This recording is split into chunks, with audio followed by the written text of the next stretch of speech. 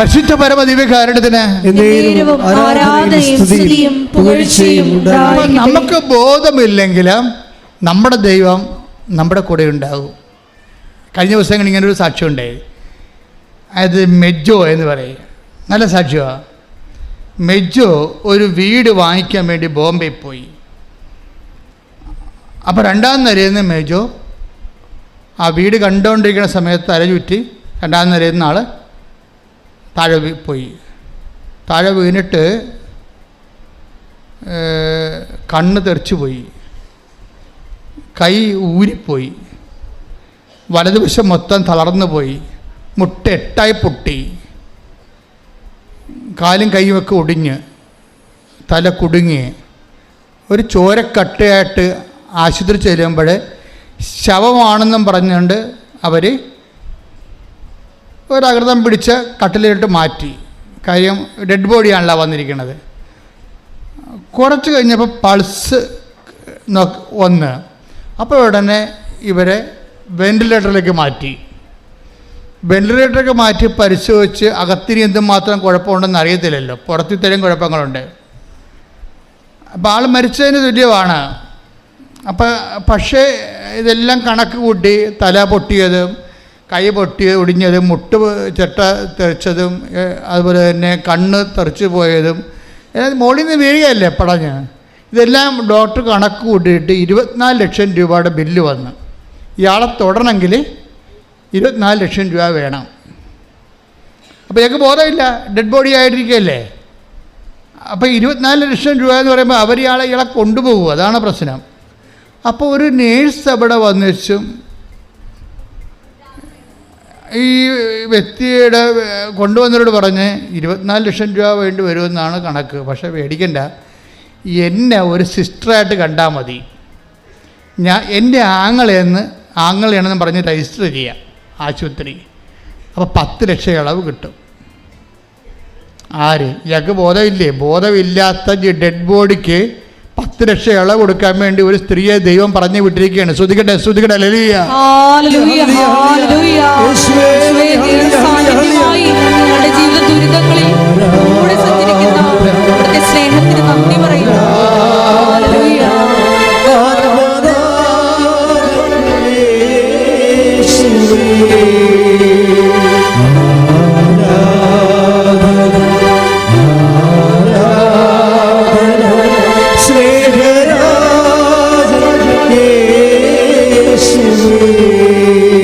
അപ്പം ജയേഷ് ഇപ്പോൾ ഈ പാട്ട് പാടിയപ്പോഴാണ് എനിക്ക് തോന്നിയത്, എന്നെ കരുതുന്നതെന്ന് പറയുമ്പോൾ നിങ്ങൾക്ക് ചിന്തിച്ചില്ലേ, അവർക്കത് പാട്ടാണെന്ന്. പാട്ടല്ല, അതൊരു ജീവിതമാണ്.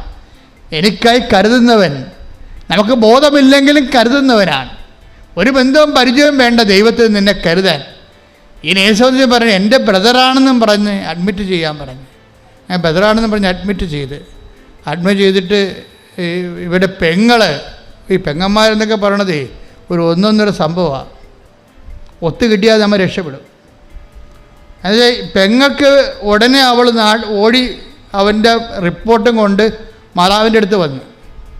മാതാവിൻ്റെ അടുക്കൽ നിന്ന് വന്നിട്ട് മാതാവിൻ്റെ റിപ്പോർട്ട് കാണിച്ച് എന്നുവെച്ചു, അമ്മ പോകാതെ വേറൊരു മാർഗ്ഗമില്ലെന്ന് പറഞ്ഞു. എന്നെ ഇല്ലെന്നൊന്നും അറിയത്തില്ല, അങ്ങനെയൊന്നും സാക്ഷ്യത്തിൽ പറയണില്ല. റിപ്പോർട്ട് മാതാവിൻ്റെ അടുത്ത് കൊണ്ടുവന്നെന്ന് പറയുന്നുണ്ട്. അവൾ കാണിച്ചതാണോ സാധാരണ ഞാനാണ് കൊണ്ടുവന്ന് റിപ്പോർട്ട് കാണിക്കണം മാതാവിൻ്റെ അടുത്ത്.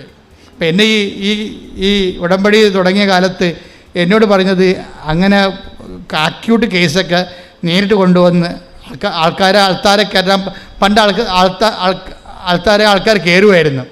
അപ്പോൾ പുതിയ ആൾത്താർ ഡിസൈൻ ചെയ്ത് കഴിഞ്ഞപ്പോൾ ആൾത്താര അകത്ത് പണ്ട് കയറുന്നവർ ഒരു ഭവ്യതയും ഭക്തിയും ഇല്ലാതെയാണ് വയ്യെ പോകുന്നവരെല്ലാം അകത്ത് കയറുമായിരുന്നു, ഈ ആൾത്താരെ കയറുമായിരുന്നു. അപ്പോൾ അത് ഭയങ്കര സങ്കടകരമായൊരവസ്ഥയായിരുന്നത്. അപ്പോൾ പുതിയ ആൾക്കാർ ഡിസൈൻ ചെയ്തപ്പോൾ ആ ഉടമ്പടി എടുക്കുന്ന ആൾക്കാർ മാത്രമേ ഇപ്പോൾ ആൾക്കാരെ കയറത്തുള്ളൂ. പക്ഷേ ഞാൻ എന്ത് ചെയ്യും, ഞാൻ ജനങ്ങളുടെ ഏറ്റവും മോശമായിട്ടുള്ള കണ്ടീഷനുള്ള കാര്യങ്ങളെല്ലാം മൊത്തം രേഖ കൊണ്ടുവന്ന് അമ്മയെടുത്ത് കൊടുക്കും.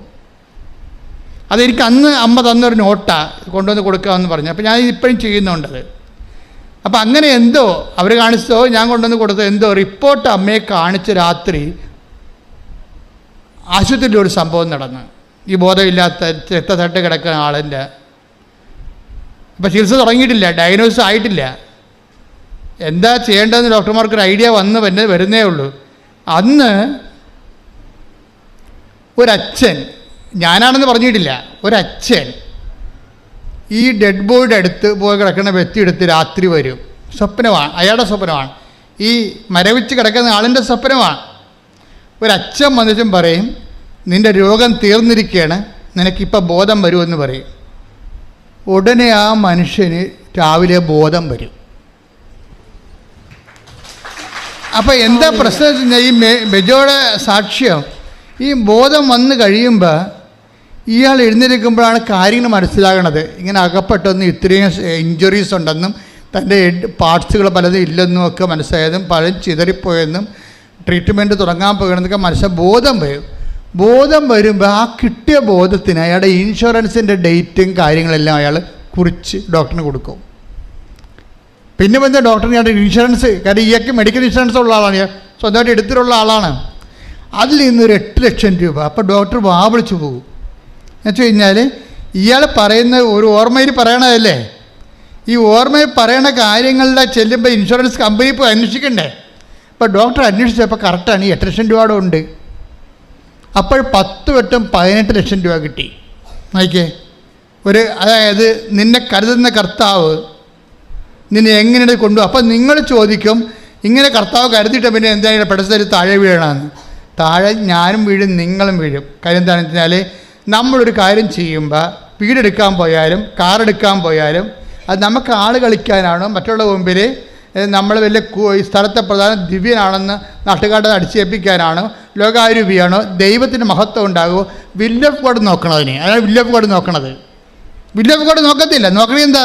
നോക്കിയാൽ അവൻ്റെ ആ വിഷ്വലായിട്ടുള്ള അവൻ്റെ ഇഷ്ടങ്ങൾ ചിലപ്പോൾ എതിരായിരിക്കും വരാൻ പോണത്. എതിരായിരിക്കും വരാൻ പോകണമെന്നുണ്ടെങ്കിൽ അത് നമ്മൾ ഉപേക്ഷിക്കുന്നു. ഇവർ ഉപേക്ഷിക്കാൻ തയ്യാറല്ല. അതുകൊണ്ട് ചില കല്യാണമൊക്കെ മകന് ചില കല്യാണമൊക്കെ ഒപ്പിച്ച് വെച്ചും യൂറോപ്പിലുള്ള നേഴ്സിനെ കല്യാണം ഒപ്പിച്ച് വെച്ചും ഇവിടെ വന്നിട്ട് പ്രാർത്ഥിക്കണമെന്ന് പറയും. അപ്പോൾ പ്രാർത്ഥിച്ചിട്ട് അങ്ങനെ ഓരോ കാര്യങ്ങളൊക്കെ അവരുടെയും പറയും ഇവരുടെയും പറയും ഒക്കെ പറഞ്ഞിട്ടും, പക്ഷെ അവർ ഉദ്ദേശിക്കണത് ഞാൻ മെസ്സേജ് എടുക്കണമെന്ന് അവർക്ക് പറയത്തില്ല. അവർ വേറെ പല കാര്യങ്ങളൊക്കെ ആട് പ്രസവിക്കണതിനും പശു പ്രസവിക്കണതിനും പണ്ട് മെസ്സേജ് എടുത്ത പാർട്ടിയാണ്. ഇപ്പം മകളുടെ കല്യാണത്തിന് മെസ്സേജ് എടുക്കേണ്ട, മകൻ്റെ കല്യാണത്തിന് മെസ്സേജ് എടുക്കേണ്ട. എന്താണ്? അവൾ നേഴ്സാണ്, അവിടെ 3 ലക്ഷം രൂപ ശമ്പളമുണ്ട്. അപ്പോൾ 3 ലക്ഷം രൂപ ശമ്പളം ഉള്ളത് കൊണ്ട് അതിന് മെസ്സേജ് വേണ്ട. ദൈവം എങ്ങാനും കയറി വട്ടം ചവിട്ടിയാൽ എന്ത് ചെയ്യും? അതാണ് പ്രശ്നം വരുന്നത്. ഇത് പൂർണ്ണ ഹൃദയത്തോടെ അല്ല സംഭവം. നമ്മൾ മെസ്സേജ് എടുക്കുന്നതിൻ്റെ ഉദ്ദേശം പൂർണ്ണ ഹൃദയത്തോടെ ദൈവഹിതമാണോ? അതാണ് പൂർണ്ണ ഹൃദയം എന്ന് പറയുന്നത്. പൂർണ്ണ ഹൃദയം എന്ന് പറഞ്ഞാൽ ഒരു വിഷയത്തിന് ദൈവഹിതമാണോ? ചിലരൊക്കെ നമ്മുടെ കുഞ്ഞു പിള്ളേർ വരെ വന്ന് നമ്മൾ ചോദിക്കുമ്പോൾ ഞെട്ടിപ്പോകും. എന്താ കാര്യം? ഇത് ദൈവഹിതമാണെന്ന് നോക്കാൻ, ഇത് സംഭവം ഓക്കെയാണ്, പക്ഷെ ദൈവഹിതമാണെന്ന് നോക്കാൻ പറയും. ആ ദൈവഹിതമാണെന്ന് നോക്കും. അവർക്ക് പ്രാർത്ഥിച്ചാൽ തന്നെ അവർക്ക് സത്യസന്ധമായ വിശ്വാസ ജീവിതമാണെങ്കിൽ അവർക്ക് അടയാളം കിട്ടും. അപ്പം എന്നെ സംബന്ധിച്ചിടത്തോളം ഞാനിത് ഈ ഇവിടം വരെ നമ്മളിങ്ങനെ എല്ലാവരും കൂടി ഇങ്ങനെ കർത്താവിൻ്റെ കൂടെ എത്തിയതിൻ്റെ പിന്നിൽ എത്രയോ ധീരമായ ചുവടുകൾ വെച്ചിട്ടുണ്ട്. അതിൻ്റെ മനസ്സിൽ ഇവിടെ കൊണ്ടുവന്ന് കൃപാസനം സ്ഥാപിക്കണമെന്നും അതുപോലെ തന്നെ അഖണ്ഡ ജപമാനം 1000 മണി ജപമാനം ചൊല്ലണമെന്നും ഇങ്ങനെയൊക്കെ എനിക്ക് കിട്ടിയ ആ വിഷയത്തിൽ ദൈവഹിതമാണെന്ന് ആന്തരികമായ ബോധ്യം കിട്ടിയത് കൊണ്ട് ഞാനങ്ങ് ചെയ്ത് അങ്ങനെ പോവുകയാണ് ചെയ്തത്. അപ്പോൾ അങ്ങനെ ചെയ്ത് പോകുമ്പോഴെല്ലാം ഒരിക്കലും പരാജയമില്ലാതെ ദൈവം ഇങ്ങനെ കൂടെ നിന്നുകൊണ്ട് 10,000 സുഖപ്പെടുത്തി ദൈവത്തിൻ്റെ സാന്നിധ്യം വെളിപ്പെടുത്തിക്കൊണ്ട് ഈ ശുശ്രൂഷയെ ദൈവം സ്ഥിരീകരിക്കും അടയാളം കൊണ്ട്. അപ്പം അതുകൊണ്ട് നിൻ്റെ ജീവിതം ദൈവത്താൽ സ്ഥിരീകരിക്കപ്പെടുന്നതാകാൻ വേണ്ടി ആണ് നമ്മൾ ദൈവഹിതം പരിശോധിക്കുമ്പോൾ പൂർണ്ണ ഹൃദയമാണത് അവിടെ വരണത്. പൂർണ്ണ ഹൃദയം എന്ന് വെച്ച് കഴിയുമ്പോൾ ദൈവഹിതത്തിന് അടയാളമൊക്കെ വരും. അങ്ങനെ അത്ഭുതം ഉണ്ടാകുന്നത്. അതായത് അടയാളം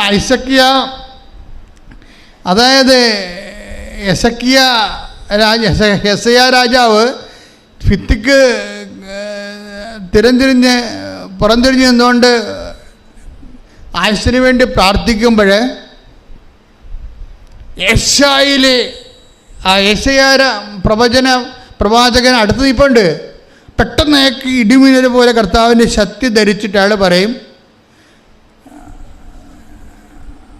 അതായത് അഹാബിൻ്റെ സൂര്യഘടികാരം 10 ചുവട് പുറകോട്ട് എൻ്റെ നിഴൽ വീശണത് നീ കാണും, അതാണ് അടയാളം. അപ്പോൾ 15 കൊല്ലം ഞാൻ ഇവന് ആയുസ് ദീർഘിപ്പിച്ചു കൊടുക്കുമെന്ന്. അപ്പോൾ ആയുസ് ദീർഘത്തിന് ദൈവം കൊടുത്തിരിക്കുന്ന അടയാളം എന്താണ്? നമുക്കറിയാം, സൂര്യകരിയാടൻ നിഴൽ ഇടത്തുനിന്ന് വലത്തോട്ട് പോയിക്കൊണ്ടിരിക്കുന്ന സമയത്ത് ആ വലത്തോട്ട് പോയിക്കൊണ്ടിരിക്കുന്ന സൂചി ഇടത്തോട്ട് വന്നിട്ട് ആ കാലം, കഴിഞ്ഞുപോയ കാലത്തെ തിരിച്ച് റീഫണ്ട് ചെയ്ത് കൊടുക്കുന്നതാണ്. പക്ഷേ അത് അത്ഭുതം, അടയാളമാണ്.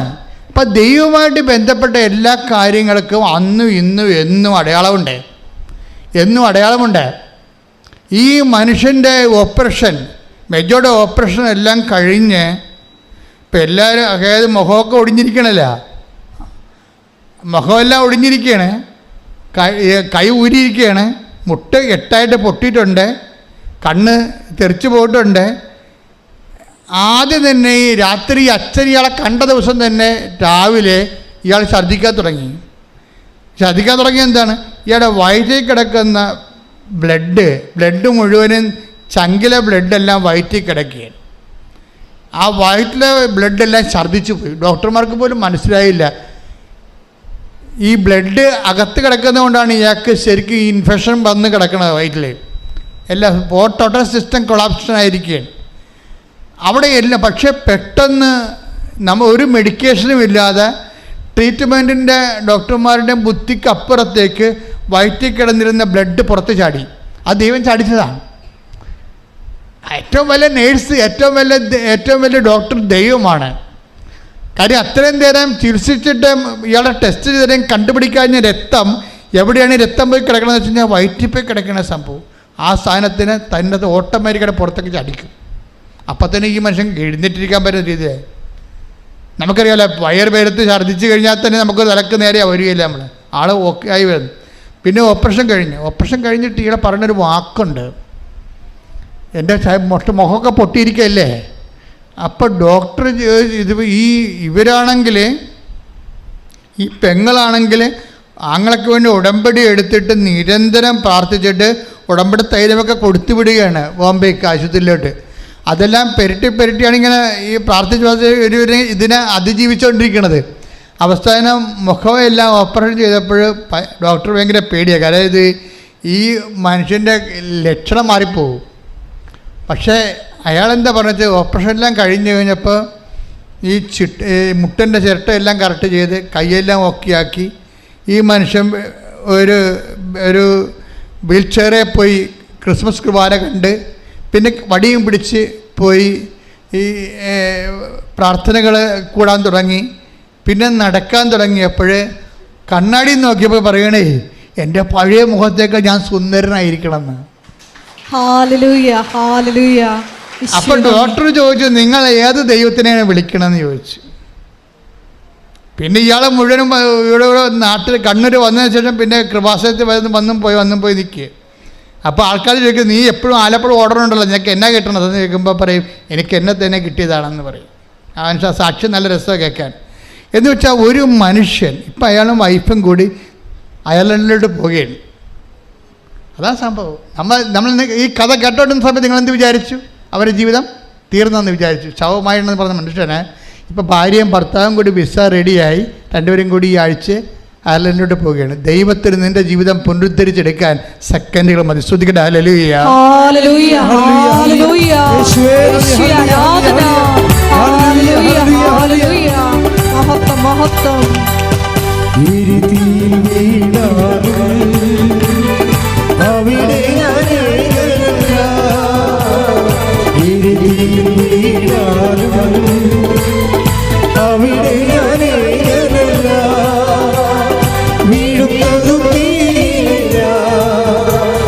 യേശുവിൻ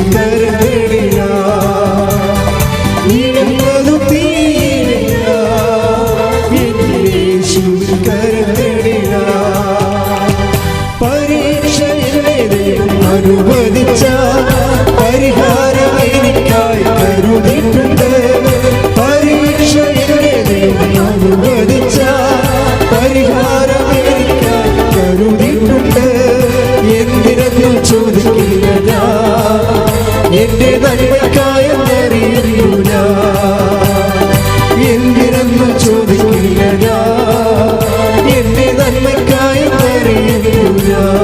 പരിശുദ്ധ പരമ ദിവ്യകാരുണ്യത്തിന് അപ്പൊ നിന്റെ ആയുസിന്റെ നിഴല് കഴിഞ്ഞുപോയ കാലത്തെ തിരിച്ചു തരാൻ കർത്താവിന് കഴിയോ? അതുകൊണ്ടാണ് അച്ഛൻ പറയണത് ഉടമ്പടി അതിൻ്റെ സാധ്യത എന്താണെന്ന് നമുക്ക് ഇപ്പോഴും അറിയാൻ പാടില്ല. ഉടമ്പടിയുടെ സാധ്യത എന്താണെന്ന് ഇപ്പം കണ്ണൊക്കെ പറയാൻ എന്താണ്, അത് നിത്യതയുടെ താക്കോലാണെന്നൊക്കെ അവർ പറയുന്നത്. ഞാൻ അവസാനപ്പെടാത്ത ആൾക്കാരാണ് അനുഭവത്തിൽ നിന്ന് നിത്യതയെക്കുറിച്ചൊക്കെ പറയണത്. എന്തോ ഒരു സംഭവമാണ്. പക്ഷേ ഇതിൻ്റെ അതായത് ഞാൻ എന്താ ഇപ്പം ഇങ്ങനെ പറഞ്ഞതെന്ന് വെച്ച് കഴിഞ്ഞാൽ, സാക്ഷ്യങ്ങളെല്ലാം നിങ്ങൾ 1 by 1 ആയിട്ട് കേൾക്കണം. ഒരു കാലത്ത് കേൾക്കാത്ത ഉടമ്പടി അനുഭവങ്ങളാണ് നമ്മൾ ഓരോ ദിവസവും കേട്ടുകൊണ്ടിരിക്കുന്നത്. ഞാൻ നേരത്തെ പറഞ്ഞിരിക്കുന്ന മോളുടെ പേരെന്നായിരുന്നു? സിമി, തൃപ്പൂണിത്തറ. എൻ്റെ പരിപാടി 3 പ്രാവശ്യം അവർക്ക് ക്യാൻസർ വന്നു. ക്യാൻസർ വന്നിട്ട് 3ാമത്തെ പ്രാവശ്യം അവർക്ക് അതാ പറഞ്ഞപ്പോൾ വിട്ടുപോയി അല്ലേ? ആ സിമിയെ സംബന്ധിച്ചിടത്തോളം എന്ത് സംഭവിച്ചത്? 3ാമത്തെ ഈ പെൽവിക്കിലും അതുപോലെ തന്നെ തോളിലുമൊക്കെ മുഴയായി ക്യാൻസർ 3ാം പ്രാവശ്യം പടർന്നപ്പോൾ ഡോക്ടർ നോക്കാം എന്ന് പറഞ്ഞപ്പോൾ ഇവക്ക് ചങ്കിടിപ്പായി, ഇനി ആരും ഇല്ലല്ലോ പറയാനെന്ന്. അപ്പോൾ അവൾ കർത്താവിൻ്റെ മുമ്പിൽ കണ്ണീരിട്ടും പറയും, എനിക്ക് ജീവിക്കണം, എൻ്റെ ആയുസ് നീട്ടിത്തരണം.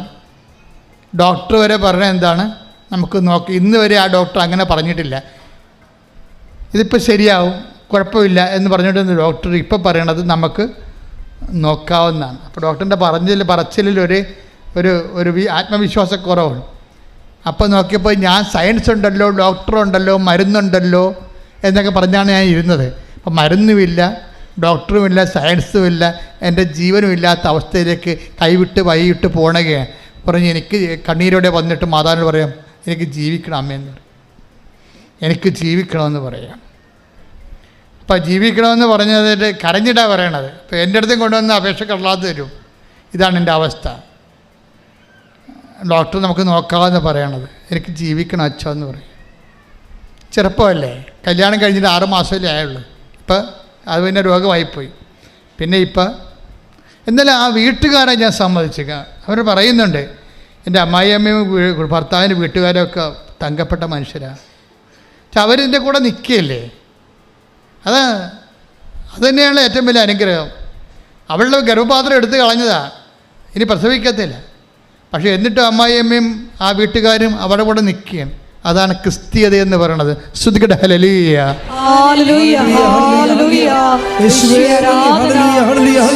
സ്നേഹത്തിന്റെ ആഴങ്ങൾ നമ്മളിലൂടെ ഞങ്ങൾക്ക് ബോധ്യപ്പെടുത്തി തരുന്നതിന് നന്ദി പറയുന്നു.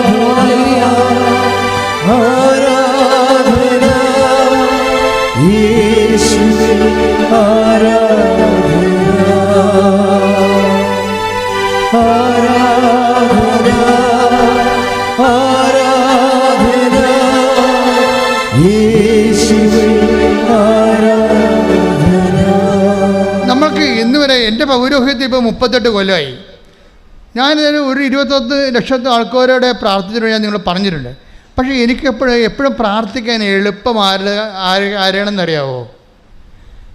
ഞങ്ങൾ 0 ആയിപ്പോയി, ഇനി രക്ഷയില്ല, ദൈവം മാത്രമേ ഉള്ളൂ എന്ന് പറയുന്ന ഒരവസ്ഥയില്ലേ, അവർക്ക് വേണ്ടി പ്രാർത്ഥിക്കാൻ എളുപ്പമാണ്. മറ്റുള്ളവർ ഞങ്ങൾക്ക് ആരോഗ്യമുണ്ട്, ഞങ്ങൾക്ക് ചികിത്സിക്കാൻ കാശുണ്ട്, ഞങ്ങൾക്ക് സ്വന്തം വീട്ടിൽ തന്നെ സർജനുണ്ട്, ഞങ്ങൾക്ക് അന്വേഷിക്കാൻ ആളുണ്ട് എന്നൊക്കെ പറയുമ്പോൾ പിന്നെ ദൈവം ഇരിക്കട്ടെ എന്ന് പറയുന്നത് നമുക്ക് പ്രാർത്ഥിച്ചാൽ റിട്ടേൺ അടിക്കും. എന്താ കാര്യം? ദൈവം അത് അക്സെപ്റ്റ് ചെയ്യുന്നില്ല. ഇവർ മസിലും പെരുപ്പിച്ച് ദൈവത്തിൻ്റെ അടുത്ത് അഭ്യാസം കാണിക്കാൻ വന്നിരിക്കുകയല്ലേ. അഭ്യാസം കാണിക്കലല്ല ശരിക്കും പറഞ്ഞാൽ ആശ്രയിക്കന് വേണ്ടത്. ഞാൻ ഇവളുടെ എന്നെ പറഞ്ഞു, അച്ഛാ എനിക്ക് ജീവിക്കണമെന്ന് പറയുമ്പോൾ എന്നോട് ആയുസ്സിന് വേണ്ടി ദൈവത്തിൻ്റെ നാമത്തിൽ യാചിക്കുകയാണ്. ശരിക്കും ഞാൻ അങ്ങനെ തന്നെ മാതാവിനോട് പറഞ്ഞു, അവൾക്ക് ജീവിക്കണമെന്ന് പറയും. ഇത് വെച്ചിട്ട് പറയും. വേറെ എന്താ പറയണത്? അവിടെ വന്ന് ഇവിടെ സാഹിത്യം പറഞ്ഞ വല്ല ആവശ്യമുണ്ടോ? മനുഷ്യൻ അനുഭവിക്കുന്ന പ്രശ്നം അതുപോലെ അമ്മയോട് അവൾക്ക് ജീവിക്കണമെന്ന് പറയും. ചെറുപ്പമാണ്. അപ്പം എന്നോട് പറഞ്ഞത് പൗരോഹിത്യം പറയാൻ പറഞ്ഞു. ഞാൻ അവളോട് പറഞ്ഞു, 38 വർഷമായി ഞാൻ പൗരോഹിത്യം സ്വീകരിച്ചിട്ട്, നീ എൻ്റെ പൗരോഹിത്യം വിശ്വസിക്കുന്നുണ്ടോ അമ്മ ചോദിക്കണം. ഞാൻ വിശ്വസിക്കുന്നുണ്ട് അച്ഛാ എന്ന് പറയും. നീ ജീവിക്കുമെന്ന് പറയും.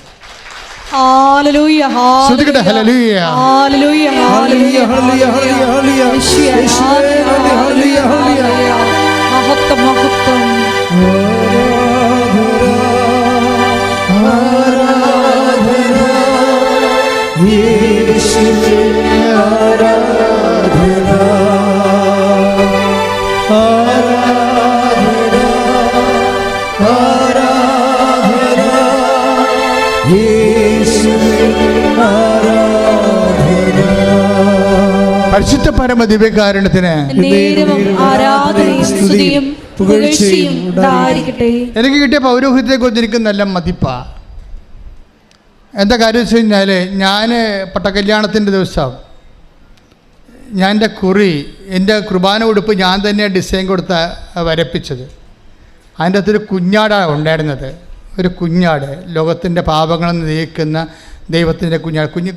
ഉടുപ്പ് ഇപ്പോഴും സൂക്ഷിച്ചിട്ടുണ്ട്.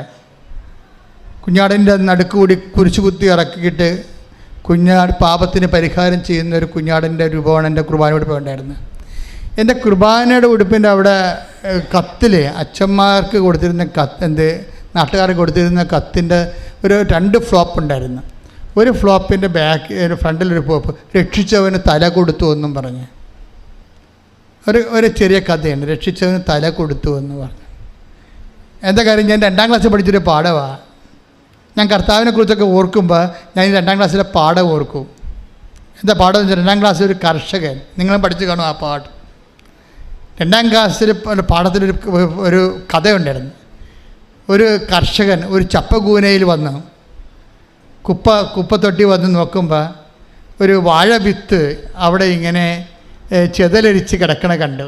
അപ്പം കർഷകൻ ആ വാഴ വിത്ത് എടുത്തുകൊണ്ട് പോയി സ്വന്തം പറമ്പിൽ ചവറെല്ലാം കളഞ്ഞ് വെച്ച് വെള്ളവും വിട്ട് ഒഴിച്ചൊക്കെ അതിനെ വളർത്തി കുറേ നാളായപ്പോൾ നല്ല ശരിക്കും ചട്ടച്ച് വളർന്ന് ഭംഗിയായിട്ട് വലിയൊരു കൊലയുമായിട്ട് കൊഴിച്ചപ്പോൾ ആ രക്ഷിച്ചവനെ, ആ കർഷകനെ ആ കൊല വെട്ടി കർഷകൻ അരിവാളം കൊണ്ടുവന്നപ്പോൾ തല ചായച്ചു കൊടുക്കുന്ന വാഴയെപ്പോലെ നിൽക്കുകയാണ്. അതാണ് ഞാൻ എൻ്റെ പട്ടക്കല്യാണ പുസ്തകത്തിൽ. അപ്പോൾ എനിക്ക് പൗരോഹിത്യത്തെക്കുറിച്ചും ക്രിസ്തുവിനെക്കുറിച്ചുമൊക്കെ നല്ല ബോധത്തോടെയാണ് പൗരോഹിത്യം സ്വീകരിച്ചത്. കാര്യം കർത്താവ് രക്ഷകനാണെന്നും അവന് ജീവൻ കൊടുക്കാൻ വേണ്ടി മാത്രം അവൻ പോകുന്നവനാണെന്നൊക്കെ മനസ്സിലാക്കിയിട്ട് തന്നെയാണ് പൗരോഹിത്യം. അതാണ് ഞാൻ അവളോട് ചോദിച്ചത്, എൻ്റെ പൗരോഹിത്യം നീ വിശ്വസിക്കുന്നുവോ? കർത്താവ് എനിക്ക് തന്ന പൗരോഹിത്യത്തിലാണ്. അത് കർത്താവിൻ്റെ പൗരോഹിത്യമാണ്. ആ ജനങ്ങളുടെ മുറിവുണക്കുന്നതാണ് അറ്റകൈ പ്രയോഗമുള്ളതാണത്.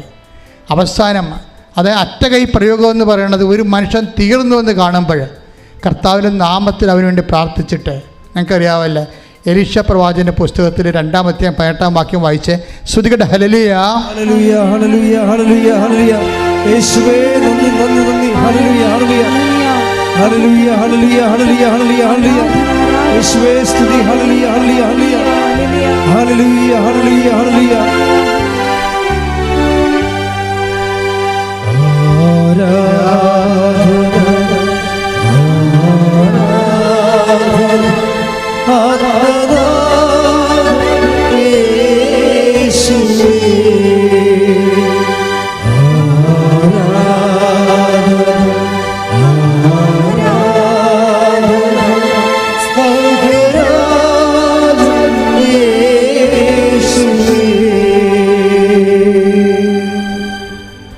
ശ്രുതിയുടെ മക്കളെ, ശ്രുതിയുടെ ഹല്ലേലൂയ ഹല്ലേലൂയ ഹല്ലേലൂയ ഹല്ലേലൂയ യേശുവേ ആരാധന ആരാധന ആരാധന ആരാധന യേശുവേ നന്ദി മഹത്വം മഹത്വം മഹത്വം. ഹല്ലേലൂയ ഹല്ലേലൂയ ഹല്ലേലൂയ ഹല്ലേലൂയ ഹല്ലേലൂയ യേശുവേ നന്ദി നന്ദി നന്ദി. ഹല്ലേലൂയ ഹല്ലേലൂയ ഹല്ലേലൂയ ഹല്ലേലൂയ ഹല്ലേലൂയ യേശുവേ സ്തുതി. ഹല്ലേലൂയ ഹല്ലേലൂയ ഹല്ലേലൂയ ഹല്ലേലൂയ ഈശോ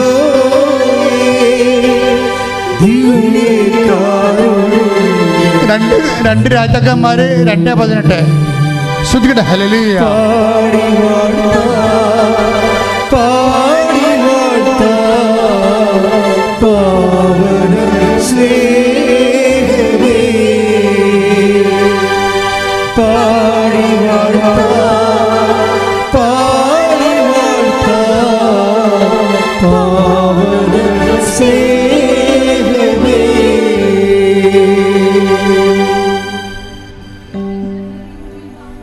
രണ്ട് രാജാക്കന്മാർ 2:18. എലീശ ജെറിക്കോയിൽ കാത്തു നിൽക്കുമ്പോൾ അവർ മടങ്ങി വന്നു. അവൻ അവരോട് പറഞ്ഞു, പോകേണ്ട എന്ന് ഞാൻ പറഞ്ഞതല്ലേ?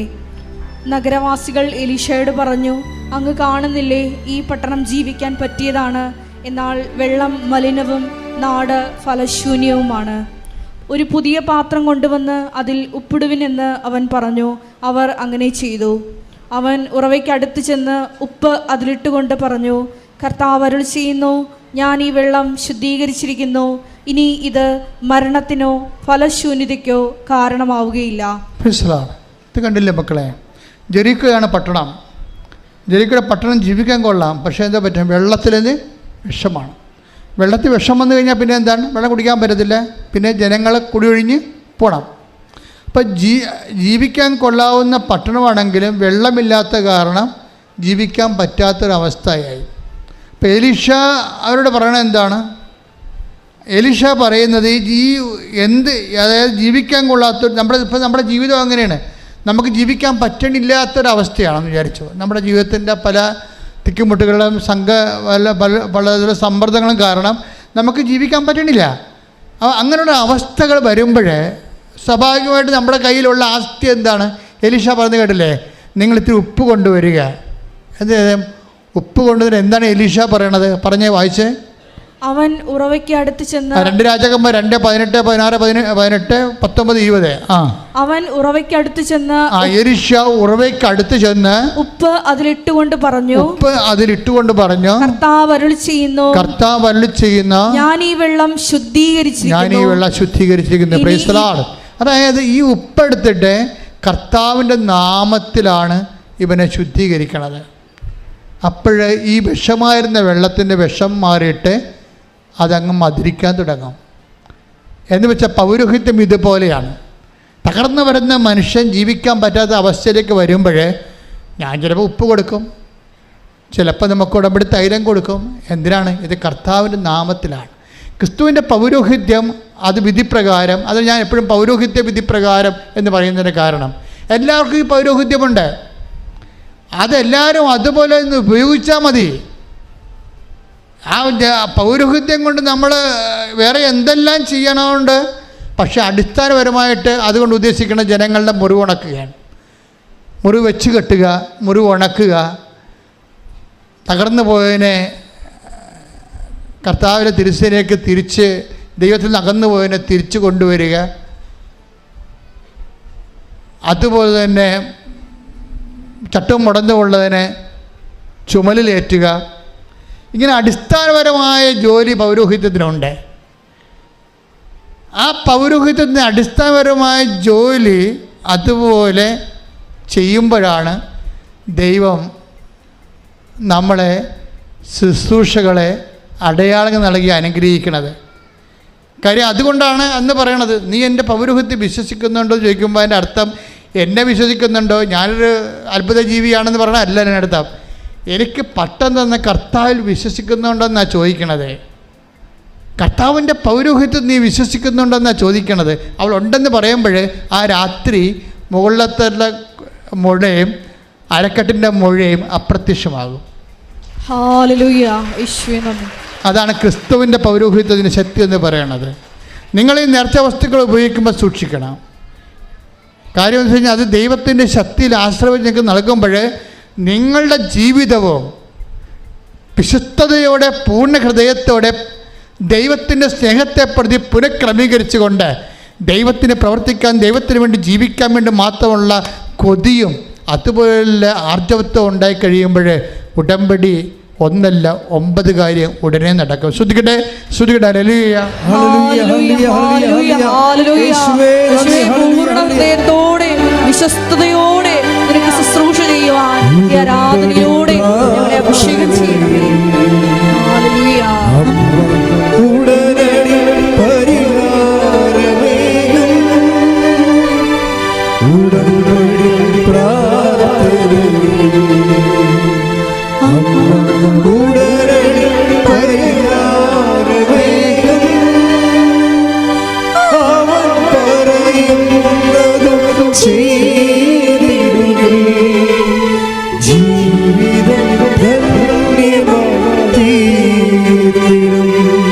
എന്തേക്കും മക്കളെ, എല്ലാവരും എഴുന്നേൽക്കുക, സന്തോഷത്തിൽ എഴുന്നേൽക്കുക. ദിവികാരുണ്യമേ ബലിവേത്തി. നമുക്ക് നല്ല പാട്ടുപാടി ആരാധനയിലെ ആർമാദിച്ച അഭിഷേകത്തോടെ പ്രാർത്ഥിക്കാം. ശ്രുതികട ഹല്ലേലൂയ, ഹല്ലേലൂയ, ഹല്ലേലൂയ, ഹല്ലേലൂയ. യേശുവേ ആരാധന, മഹത്വം, മഹത്വം, ആരാധന, ഹല്ലേലൂയ, ഹല്ലേലൂയ. യേശുവേ നന്ദി, യേശുവേ ആരാധന. ആരാധന. ഹാലലുയ ഹാലലുയ. യേശുവേ നന്ദി. യേശുവേ ആരാധന. ഹാലലുയ. കരങ്ങളടിച്ച് ദൈവസ്നേഹത്തോട് ചേർന്ന് പാടാം.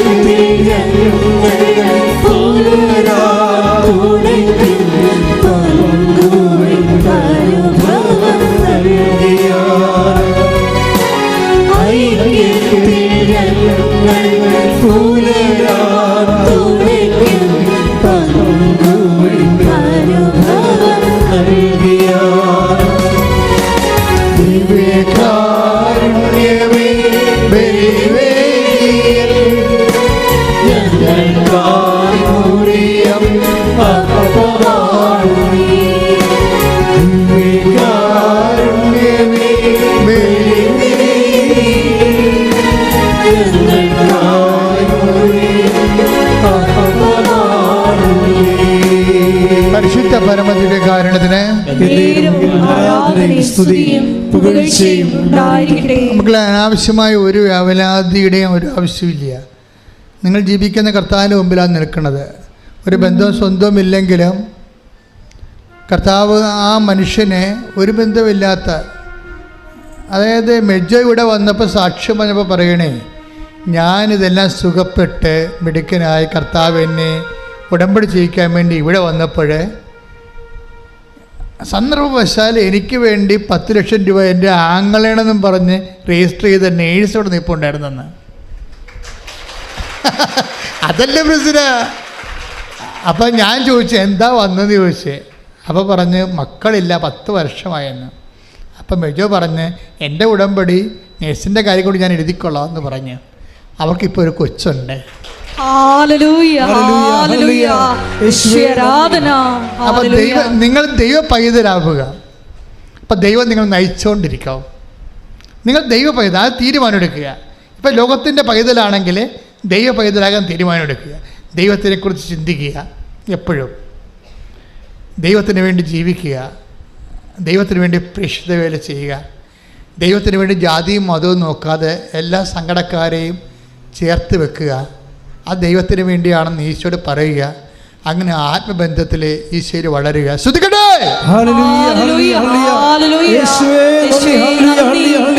ആരാധന. ഹല്ലേലൂയ. ഈശോയെ, ക്രിസ്തു സ്നേഹത്തിന്റെ ആഴങ്ങളിലേക്ക് ഞങ്ങളെ ചലിപ്പിക്കുന്നതിന് നന്ദി പറയുന്നു. പോകേണ്ട വഴിയെന്നും നിൻഹിതം പോലെ നടത്തണേ. പോകേണ്ട വഴിയെന്നും കാണിക്കണേ. പരിശുദ്ധ പരമദിവ്യകാരുണ്യത്തിന് നേരവും ആരാധനയും സ്തുതിയും പുകഴ്ചയും അപ്പൊ ഉണ്ടായിരിക്കട്ടെ. ദൈവത്തിന്റെ കയ്യിൽ ഒന്നിനും ഒരു കുറവില്ല. ഉടമ്പടിയിൽ എന്തും സംഭവിക്കാമെന്ന് മനസ്സിലായില്ലേ? ദൈവം നയിച്ചുകൊണ്ടിരിക്കുന്ന ഒരു സമൂഹമാണ് ഈ ആധുനിക കാലത്തെ. കറക്റ്റായിട്ടുള്ള ദൈവജനമാണ് നമ്മൾ. ശ്രദ്ധിക്കട്ടെ. ഹല്ലേലൂയ. ഹല്ലേലൂയ, ഹല്ലേലൂയ, ഹല്ലേലൂയ. യേശുവേ, ആരാധന. Hallelujah, hallelujah. മഹത്വം, മഹത്വം.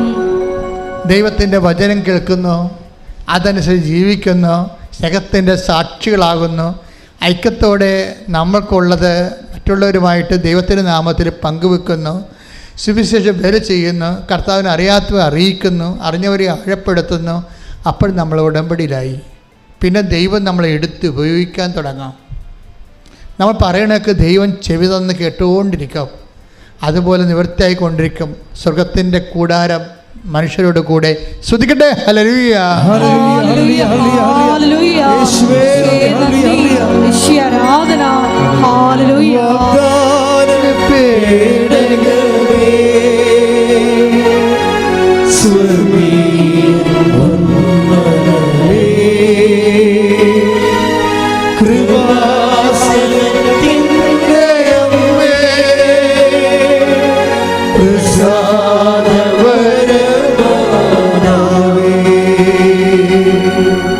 പരിശുദ്ധ പരമദിവ്യകാരുണ്യത്തിന് നേരവും ആരാധനയും സ്തുതിയും പുകഴ്ചയും ഉണ്ടായിരിക്കട്ടെ. ഇപ്പം മത്തായി 3:9 നമ്മൾ വായിച്ചു. ഞങ്ങൾക്ക് അവരുണ്ട്, ഇവരുണ്ട്, അതുണ്ട്, ഇതുണ്ട് ഒന്നും പറയണ്ട. ഞങ്ങൾക്ക് നമ്മുടെ ഇല്ലായ്മകൾ പറയാനാണ് പരിശുദ്ധ അമ്മ ഇവിടെ നിങ്ങളെ കാത്തിരിക്കുന്നത്. അല്ല, ഉണ്ടെന്ന് പറയാനില്ല. ആധ്യാത്മിക ജീവിതത്തിൽ ഉണ്ടെന്ന് പറയണത് നെഗറ്റീവ് ഇഫക്റ്റും, ഇല്ലെന്ന് പറയണത് പോസിറ്റീവ് ഇഫക്റ്റുമാണ്. ഞങ്ങൾക്ക് എബ്രാഹത്തിൻ്റെ സന്തതികൾ, ഞങ്ങൾക്ക് പിതാവ് എബ്രാഹം ഉണ്ട് എന്ന് പറയുമ്പോൾ അവർ റിജക്റ്റ് ആയപ്പെടുകയും അവർക്ക് വീഞ്ഞില്ല എന്ന് പറയുമ്പോൾ അവർ അനുഗ്രഹിക്കപ്പെടുകയും ചെയ്യുന്ന ദൈവത്തിൻ്റെ ഒരു മനസ്സിൻ്റെ ഒരു ആവിഷ്കാരമാണ് ഉടമ്പടി. ശ്രദ്ധിക്കട്ടെ. ഹല്ലേലൂയ. ഹല്ലേലൂയ, ഹല്ലേലൂയ, ഹല്ലേലൂയ. ഈശോയെ ആരാധന. Hallelujah, hallelujah. മഹത്വം, മഹത്വം. പരിശുദ്ധ പരമദിവ്യകാരുണ്യത്തിന് നേരവും ആരാധനയും സ്തുതിയും പുകഴ്ചയും ഉണ്ടായിരിക്കട്ടെ. പരിശുദ്ധ പരമദിവ്യകാരുണ്യത്തിന് നേരവും ആരാധനയും സ്തുതിയും പുകഴ്ചയും ഉണ്ടായിരിക്കട്ടെ. അനന്തമായ സാധ്യതകളോടുകൂടി സർവ്വജനങ്ങൾക്കും സന്തോഷത്തിൻ്റെ സദ്വാർത്തയുമായിട്ടാണ് ഈ അവസാന കാലങ്ങൾ ദൈവൻ ഉടമ്പടിയിലേക്ക് നമ്മളെ കോർത്ത് ഇണക്കുകയും ഐക്യപ്പെടുത്തി നിർത്തുകയും സംരക്ഷണത്തിൻ്റെ വരയും തീർക്കുകയും ചെയ്യുന്നത്. ശ്രദ്ധിക്കട്ടെ. ഹല്ലേലൂയ. ഹല്ലേലൂയ, ഹല്ലേലൂയ, ഹല്ലേലൂയ. ഈശോയെ നന്ദി. ഈശോയെ ആരാധന. ഹല്ലേലൂയ. പരിശുദ്ധ പരമദിവ്യകാരുണ്യത്തിന് നേരവും ആരാധനയും സ്തുതിയും പുകഴ്ചയും ഉണ്ടായിരിക്കട്ടെ. പരിശുദ്ധ പരമദിവ്യകാരുണ്യത്തിന് നേരവും ആരാധനയും സ്തുതിയും പുകഴ്ചയും ഉണ്ടായിരിക്കട്ടെ.